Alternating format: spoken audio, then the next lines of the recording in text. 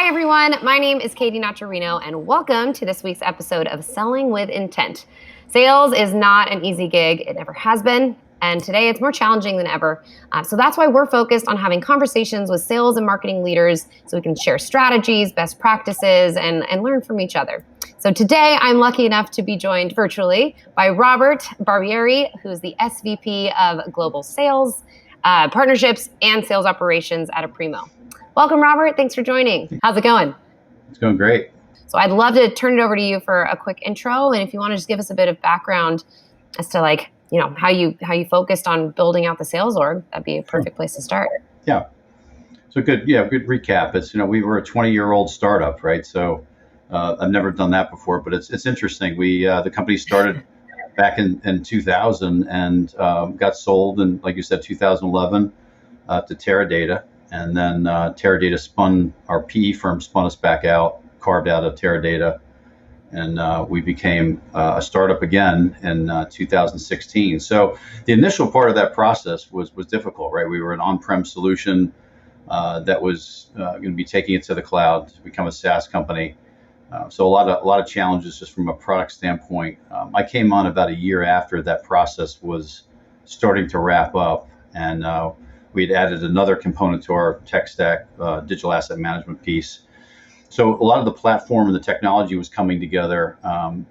And when I got hired I was running our regulated industries. So anything that is financial based, pharma based, anything that when you put a marketing campaign out, you have to go through a regulatory process to do so, right? So banks, insurance companies, pharma companies, med device. So I ran that for the first year, and then I moved into running all of the Americas and sales operations in the Americas, which then eventually landed me a year later into running everything globally, including our partnerships. So essentially, I now run everything growth-wise. So anything that is revenue-based, that is net new revenue, or associated with growing our existing customer base. So that's my role, that's my position, and we've gone from no SaaS revenue to a pretty good clip. We're growing rapidly, and it's a good place to be.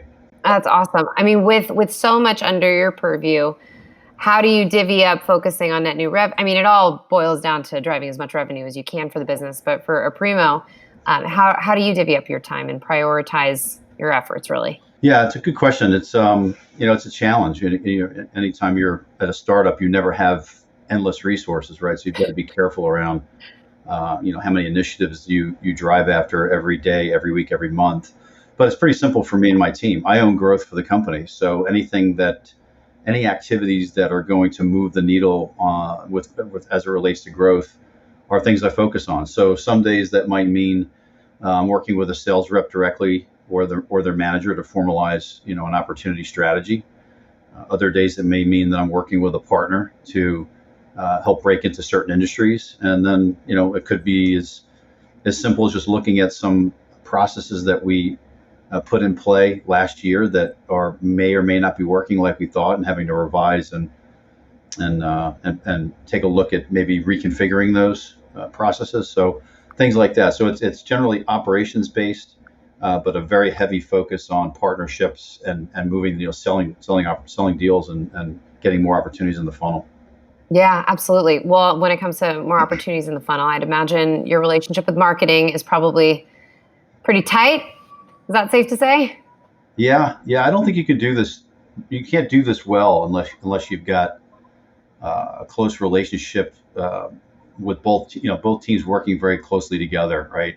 If you don't, I've seen it. I've been doing this for quite a while, and I've seen organizations where it doesn't work that well. And when you don't execute well, you generally get that scenario that you always hear about. Well, the marketing's giving me leads and they're not good leads. And then from the other side of it, it's, marketing says, we're giving them good leads and the sales guys can't close it, right? So, which is it, right? So if you don't have very close, almost daily, I would say at minimum weekly alignment with what's going on with marketing, at least at an executive level, you can find yourself in a bad spot pretty quickly. And then the finger pointing starts, and then you've got to eliminate that immediately because it's a team effort. It's top of funnel doesn't happen unless the marketing team is effective at what they're doing. And then middle to late funnel doesn't happen well, doesn't come to fruition unless the sales team is executing well with the marketing team.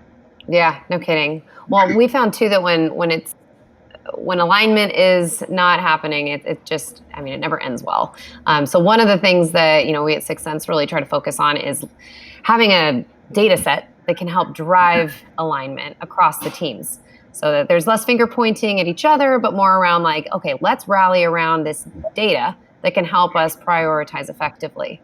So I know you guys are, and this is not to plug Sixth Sense at all, but I know you guys have implemented a whole sales orchestration process. I would love for you to walk through kind of what that looks like, and those watching, we'll also put the image up that you shared as well. Yeah, sure. So when I took over the Americas, one of the things I had to do immediately was modernize just about everything that we were doing. Modernize our sales methodology, modernize the buyer's journey.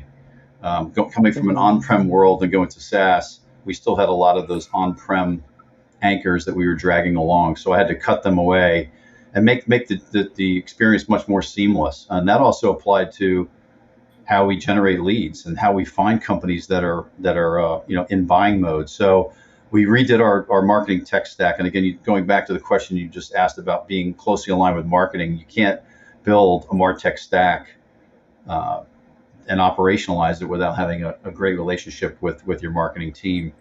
But what we did is we took a look at what we were doing, which is very classic, old traditional stuff, email, phone calls, right? All the stuff that doesn't really work today. And we rebuilt it around intent. And we did that largely because we are a smaller company and we're competing against Goliaths in the industry. And the only way to really effectively use your budget, you can't go toe to toe with Adobe. You can't go toe to toe with some of these big Goliaths. You have to kind of do the David and Goliath thing where you're being more scrappy and wrestling it out on the ground versus trying to do. You can't win at the Google AdWords game. You can't win that way. It's too expensive. So the best thing you can do is try and find opportunities that match, right?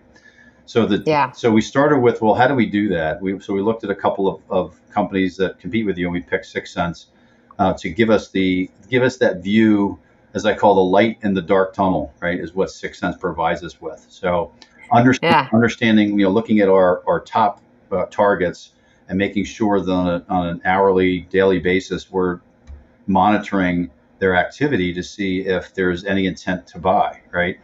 55% or more companies are making those buying decisions in the dark funnel to at least figure out, I would say, who their favorites are. And you want to be in that conversation. And if you're not, then you're probably not going to be either invited to the dance or you'll be a placeholder in a column to fill out for procurement. So what isn't that the worst? So we shifted everything to intent-based.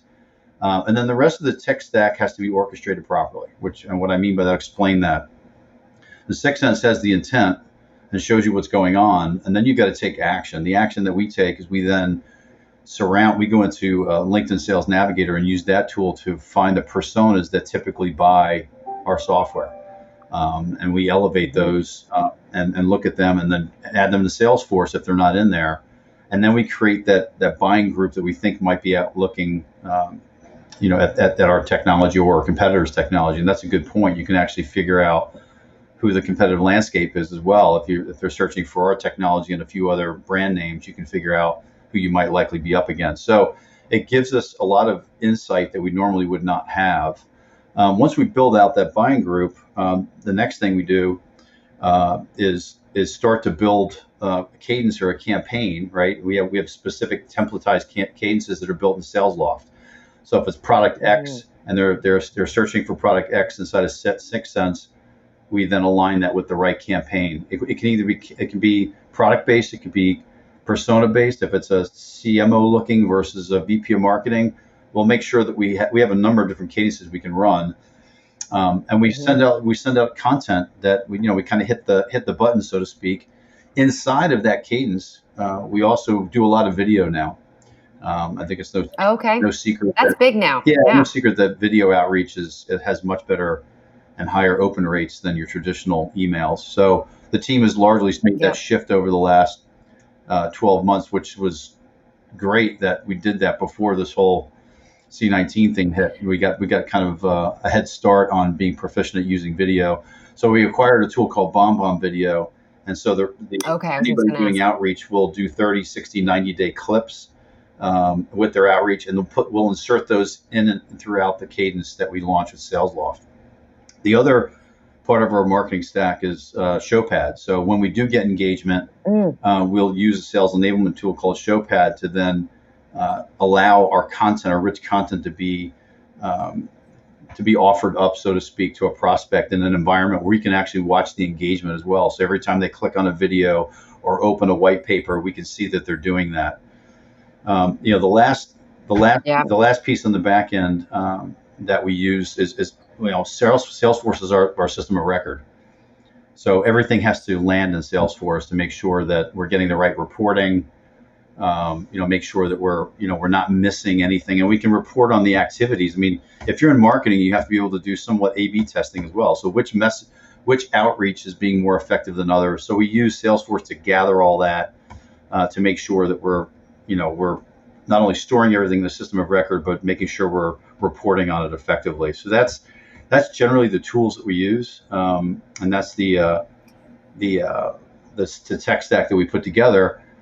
You have to make sure the team is well trained on that, and you also have to make sure that it's orchestrated properly so that all the tools can be used in conjunction with each other to gain the maximum results you're looking for. Yeah, that's an incredibly impressive orchestration strategy and tech stack that you've brought on. So has that been kind of your project over the last 3 years since you've been on board, or how long did it take you to get that up and running and kind of into the well-oiled machine that it is? Yeah. Sorry about that. So we. No, all good. I've got babies in the background. You've got dogs in the background. Dogs working. So we started the journey about 2 years ago. That's when we got started. Okay. And it's taken a while. I mean, you don't just do this overnight. It takes a while to kind of figure out what tools you need, how they work together, and then start measuring the results so that you can make changes. But it's been about a 2-year journey with a lot of acceleration in the last 12 months to make it part of our DNA. You have to make it part of what your reps do every day. You have to make it part of what your BDRs do every day when they do outreach. So we've really tried to make sure that this is a fundamental part of what our company does in general to leverage our activities to the highest degree, all of our resources being applied properly. All those things considered, we've consumed this from end to end, right? Even our customer success teams will use it to go look and see if we're getting they use Sixth Sense to figure out if a customer's gone quiet, are they looking, right? We can go out and do a little snooping around to see if they're actually looking at replacement. So a lot of great use cases for how we use Sixth Sense, and it's an integral part of what we do every day. No, and that's so great to hear. I think that part of the reason I think you've been so successful is that it's been a top-down initiative where it's company-wide. Everyone understands that this is how we're going to do things. Because we've certainly seen the opposite, where it's kind of like, this is here, use it or don't use it. And then I think that's where you oftentimes get sellers that are really stuck in their ways, and they want to continue to rely on gut instinct to go after whatever target accounts they identify as target accounts, instead of letting the data really drive that decision. Yeah. So I think that's a huge, when we think about adoption and adopting any strategy, Sixth Sense or not, when it comes to having a well-orchestrated sales organization, that seems to be a big driver. Yeah, we don't have the luxury of sitting back and not using technology that we've acquired. Right. Every single dollar has to be put to maximum use here, and I would think that would happen in every company, but I'm sure it doesn't. But yeah, we've done a good job. It starts at the top. From a leadership perspective, you've got to walk the walk, talk the talk, so they say, right? And so that you've got to make sure that you're doing the same things. You're not just preaching it to the team and pushing from the back, but leading from the front. So it's really important that you show that to your team, that these are effective, proven strategies that are modern, that work really well, including things like video. Who would have thought? I would have never thought 2 years ago we would be sending out a large percentage of our outreach now on video, but here we are, right? Right. Well, we never thought there'd be a pandemic we'd be dealing with either. So looks like you guys have the crystal ball there. And what type of results have you guys been driving? Are you able to share any, the KPIs that you're measuring? I don't have any specifics in mind that I can share with you today, but I know that our open rates are much higher than they used to be. Right, we were getting the Okay. standard 2, 3, 5% type open rates, pretty low. Our open so conversions are higher, our open rates are higher. Awesome. Sometimes it's hard to tell exactly in other words, there isn't always a one-to-one of I did this and therefore it's in my pipeline, right? It can be a series of Totally. things that are going around, right? 6, 8, 10 touch points, which could come from marketing, right?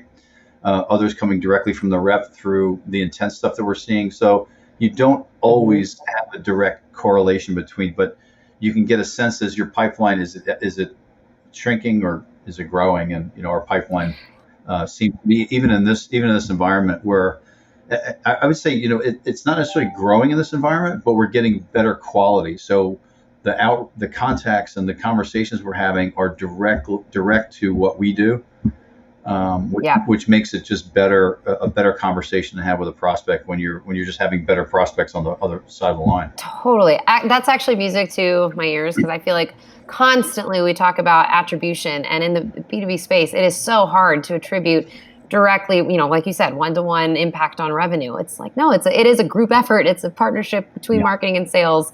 We've got to look at the trends Yes. because we oftentimes have, everyone getting really paralyzed by just trying to get really surgical about the attribution model and stuff. It's like, Yeah. let's look at the big Exactly. picture.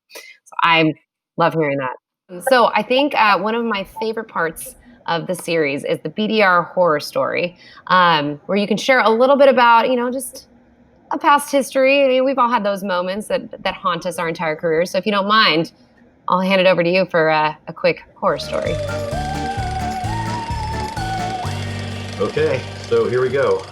Early in my career, I had quite a long drive to an account, and the account team was meeting from separate cars, and of course, I was late.